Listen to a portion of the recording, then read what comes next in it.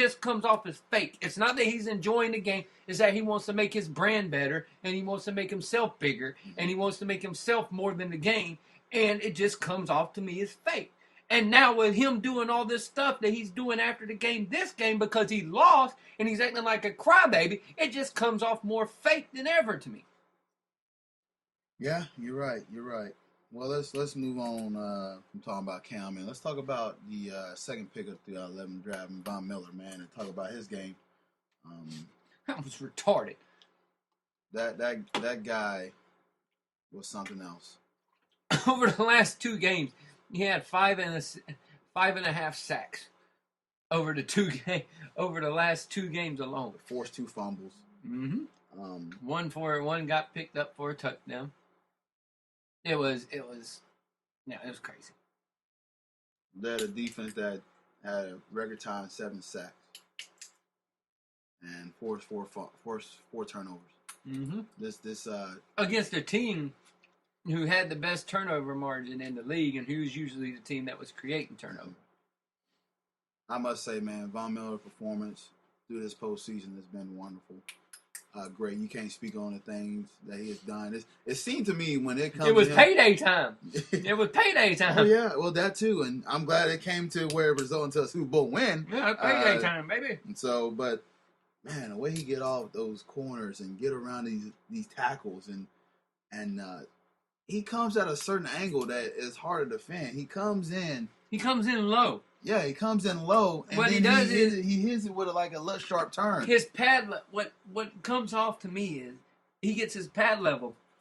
He drops that one shoulder down to where they can't get a hold, and he gets his pad level underneath. So as soon as he gets underneath the guys, he's just able to either swim them off with the one arm, or he's already around them before they can even think about it. It's just crazy to watch.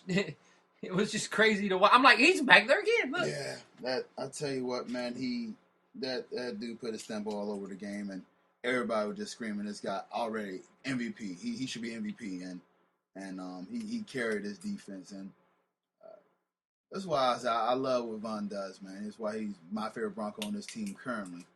And his most impressive play in that Super Bowl was when he went out and the guy ran a wheel route and he was step to step with the wide receiver going down. That to me was the most impressive thing he did all game long. I was like, he caught him. Did you just tell Denver's demeanor you can tell that they wanted more. They just got sick and tired of hearing the Carolina talk. They got sick and tired of hearing the last time they were there, they got their ass whooped. And that Cam Newton was the greatest thing since sliced bread. That's what they got sick of hearing, and they went out and done it. Like I said. Yeah, I give him credit, man. And now Peyton Manning, this guy go out with the title, with the champion. He's got a chance to walk away, but there's been talks about him going to the LA Rams, possibly. He's going in the house. He's going in the house and drinking his Budweiser.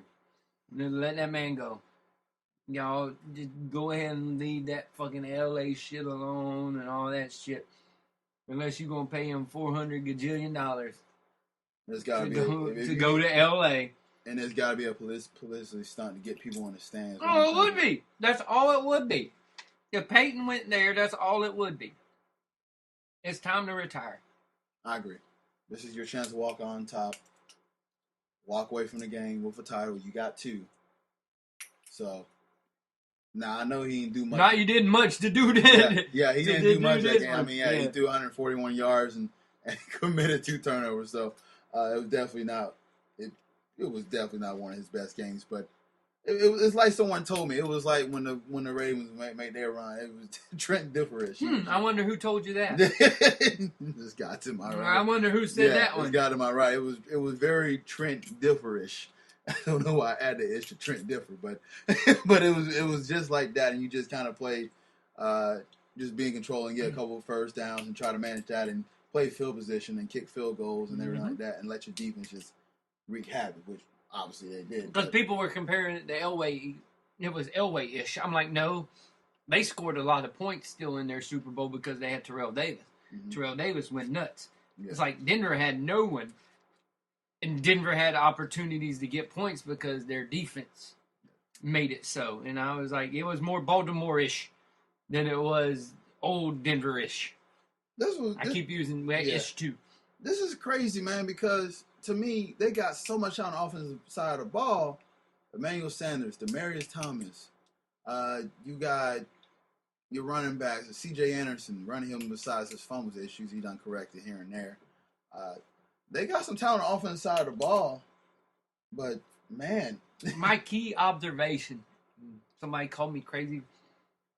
This team misses Julius Thomas. Peyton Manning misses having Julius Thomas as a guy to throw the ball to. You have their other tight ends, but Julius Thomas added a whole nother feature to that offense that was ridiculous. And you saw it last year when he went down. Mm-hmm. Peyton's production went down as well whenever Julius Thomas left. When Julius Thomas came back, Peyton Manning's production went back up. Yeah. It was like Julius Thomas was his ultimate safety valve. And Julius Thomas could make things out of nothing because of how skilled he was.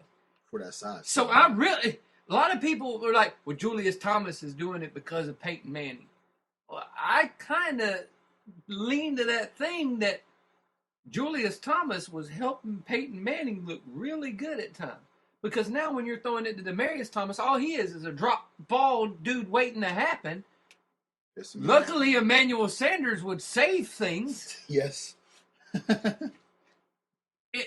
But really, watching that game, it was like that missing piece that they've been missing for that last year and a half was Julius Thomas. Mm-hmm. And with him gone, it looks like a completely different team with him not there. Yes.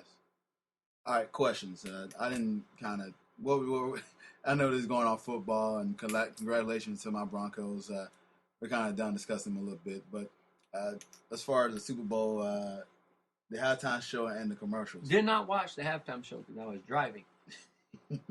But I had it on my phone trying to play it through my thing, and I recognized one song Coldplay did.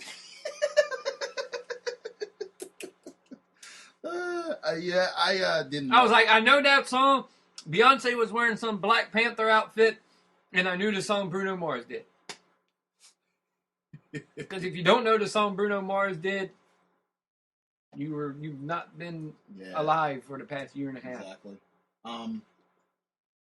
Yeah, I didn't watch the halftime show. I was at my buddy's house and they decided to play, of all things, NHL. But I was like, well, I'm not going. I'm just going to see. Yeah, you went a white person now. Yeah, exactly. They was playing NHL and everything like that. They're like, Cortez, you want to play? I'm like, nope. So I just got on Twitter and just kind of see what was going on as far as. I was just laughing because they was like, Coldplay, this is boring, man, blah, blah, that. I'm like, I like Coldplay. Like I told you on the last show, I like Coldplay. We know all 44 songs of them. But I don't think they made a great halftime show and everything like that. And I heard that they singing was a little bit off, but nonetheless, and like that. What about the commercials? What you enjoyed some of the commercials? Well, it's half-assed. I thought the commercial was for $5 million. They were half-assed. Any particular one that you like? Any favorites? Of course, me being a fan of what I am, I really like the Ant-Man Hulk commercial where Ant-Man steals his Coke and just runs like hell. The Prius commercial that we all talked about, that one was pretty good. The Super Bowl baby commercial,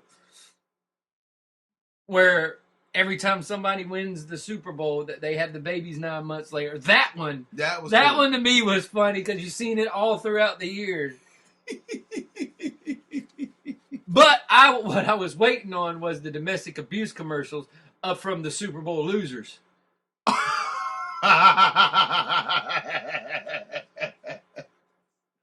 Oh, wow. That's bad, but no comment.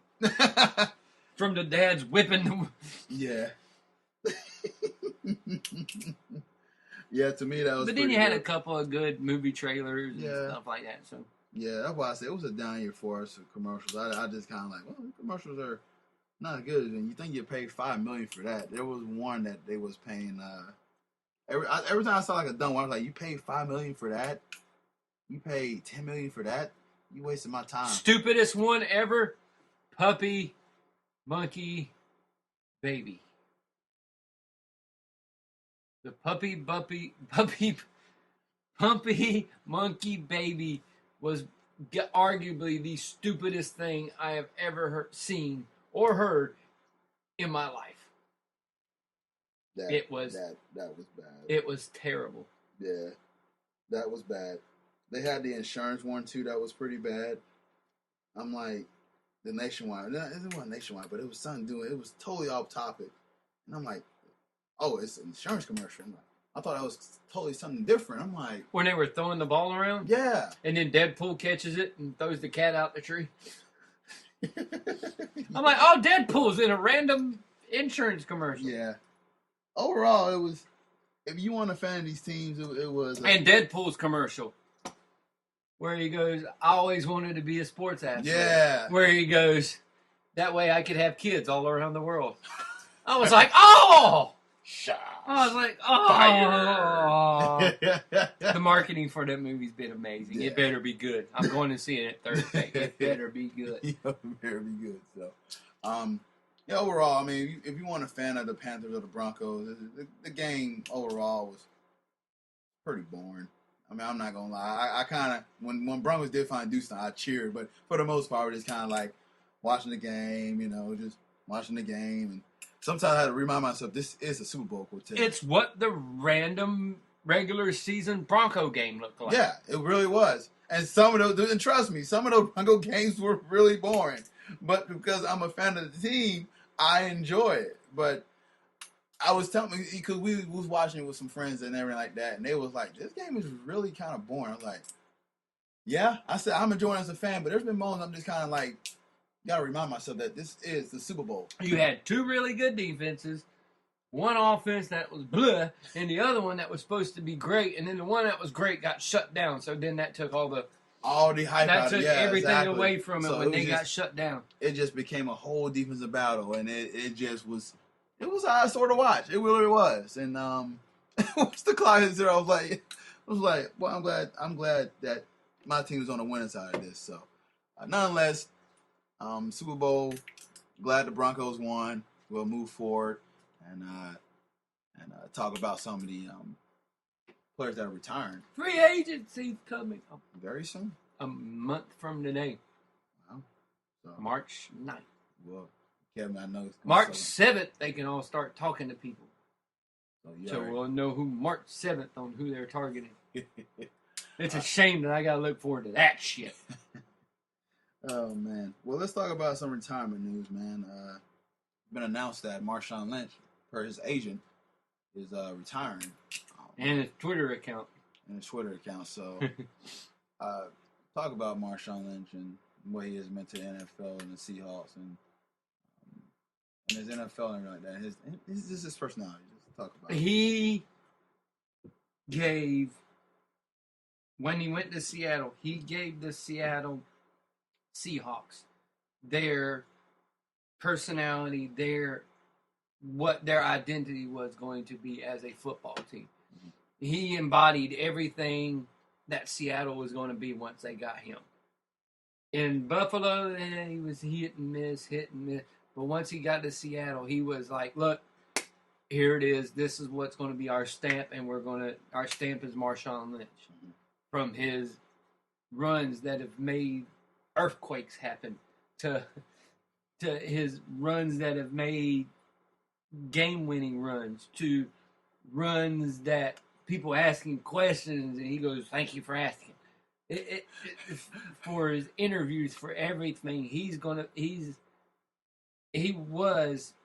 the identity of the Seattle Seahawks when he went into the Seahawks.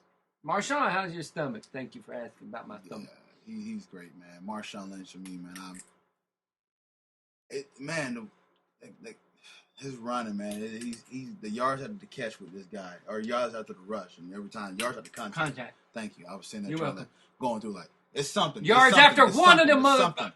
So, but yeah, yards after contact. Yaks. So, one of the best I've ever seen getting yards at the contact, and he just kept going. To me, he was one of the most fun running backs to watch.